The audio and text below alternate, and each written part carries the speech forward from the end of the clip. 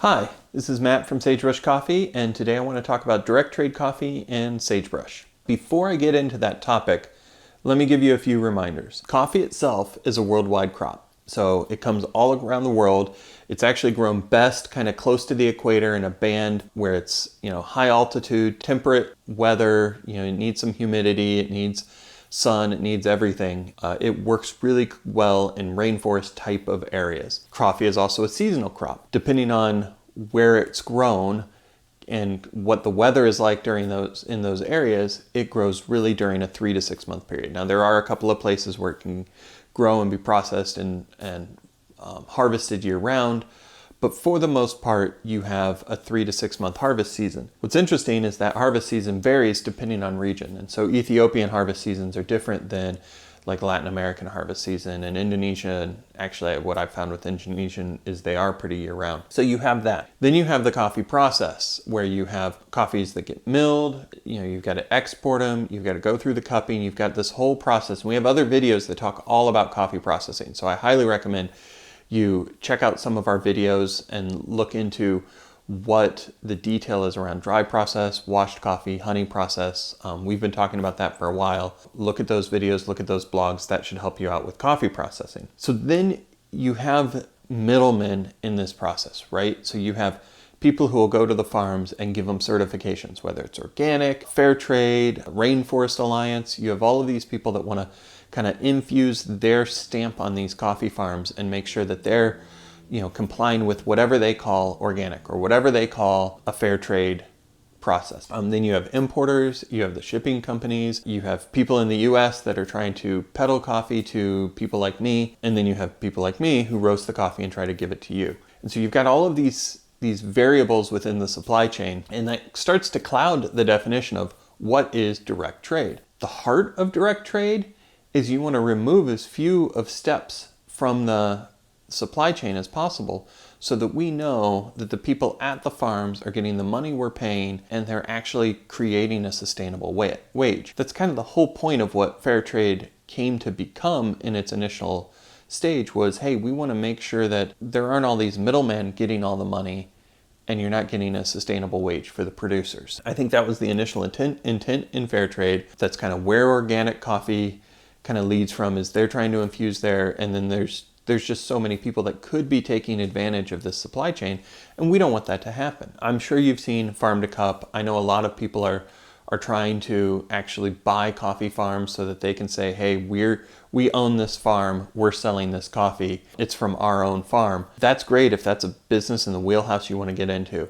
I'm not a farmer. I'm a coffee roaster, and I love to find amazing coffees. And so that's the business that we're trying to get into. So how do we do that? How do we fit into this? The first thing, and I hate to say it this bluntly, but we really do kind of ignore certifications. I figure if I can get as close to the farmer as possible, as close to the producer as possible in my personal relationship with where the coffee is coming from, then I don't need the Organic Coffee Association or the Fair Trade Association or the Rainforest Alliance to go in there and tell me things that the farmer can tell me myself. And I don't want to pay a nickel a pound, a 25 cent a pound tax that goes to them and doesn't go to the coffee farmer themselves. And so do we have organic coffees? Absolutely.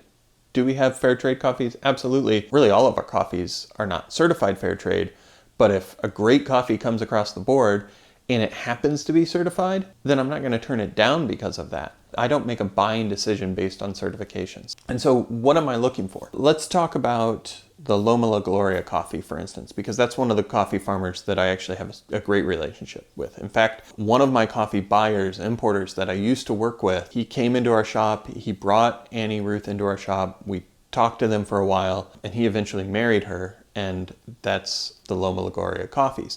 And so we've been interacting with that family for a long time and use them to build relationships with other coffee farms in El Salvador, Costa Rica, Colombia. Some of our great Colombians come from that family. And so they have relationships in origin with farmers and can say, hey, this is a great farm. This meets with what you guys are trying to do. And they make those connections. That's kind of a piece of how direct trade works for us. We also work with importers that work really closely with different farms from different regions. If I'm looking at Ethiopian coffees, frankly, there's the language barrier, there's the physical distance for me, there's just so many factors that I can't dig into Ethiopian coffees, go to origin, and actually build the relationship with those farmers that I need to.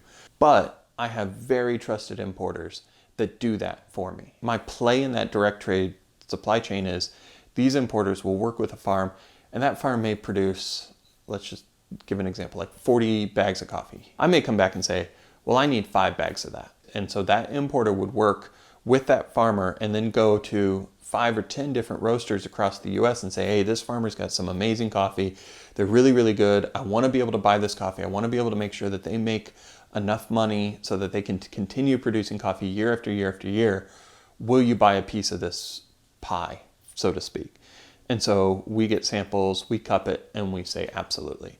With those types of deals, it's harder for us to get the crop from the same farm year over year, although we have done it in the past. A lot of times when I'm starting to work outside of Latin America, just a little bit more difficult because of the distance. Yeah, that's kind of how that works. So we have the direct trade, we use importers where they kind of work directly with us. And then we also have the situations where a farmer will just send me a sample cold. I had this happen with our geisha coffees from Panama that we're offering right now. Gene from the Altieri coffee, he sent me a sample and just say, hey, I'd love for Sagebrush Coffee to offer our coffees. Would you be interested? So we cupped it and it blew our minds. And we reached back out and spent several months trying to figure out how do we get a price to be able to import this, because the volume we were importing just wasn't enough to make it very cost competitive.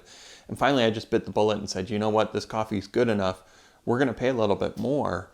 We're going to have to sell it for more, but we felt like it was worth it. And so in that scenario, I didn't go through an importer. I didn't do anything. We just straight had coffee shipped from the farm to our shop. And we did that with our El Salvador Angels Mountain last year. We've done that with some Donnelly coffees. I think the first time we sold Donnelly, we did it that way. And so we do that pretty regularly with different coffees. I kind of always have an open door to wanting to sample coffees, but a lot of samples that come in the front door, we don't have time to roast because we're just trying to find the best of the best. I guess there's 2 questions that come up. Are we sure all of our coffees are direct trade?